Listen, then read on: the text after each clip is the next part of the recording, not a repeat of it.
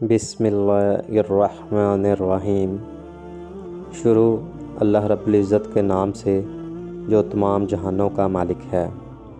صحیح بخاری حدیث نمبر 61۔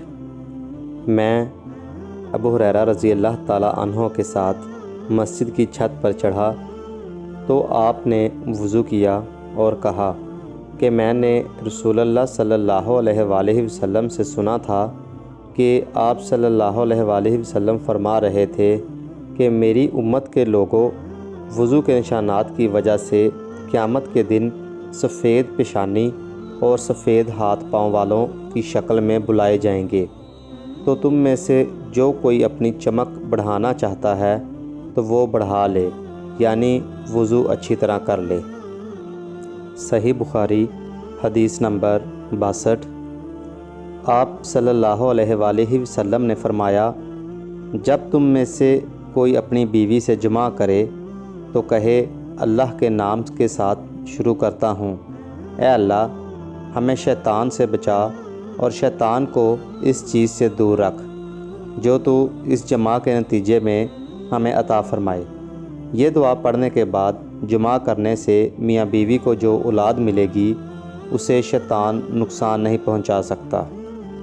صحیح بخاری حدیث نمبر 63۔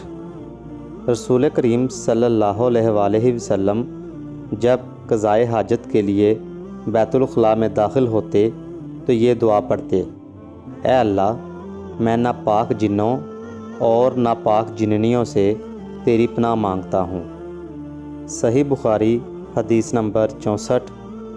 رسول اللہ صلی اللہ علیہ وآلہ وسلم نے فرمایا، جب تم میں سے کوئی پانی پیے تو برتن میں سانس نہ لے، اور جب بیت الخلاء میں جائے تو اپنی شرمگاہ کو داہنے ہاتھ سے نہ چھوئے اور نہ داہنے ہاتھ سے استنجا کرے۔ صحیح بخاری حدیث نمبر 65۔ رسول اللہ صلی اللہ علیہ وآلہ وسلم جوتا پہننے، کنگھی کرنے، وضو کرنے اور اپنے ہر کام میں داہنی طرف سے کام کی ابتدا کرنے کو پسند فرمایا کرتے تھے۔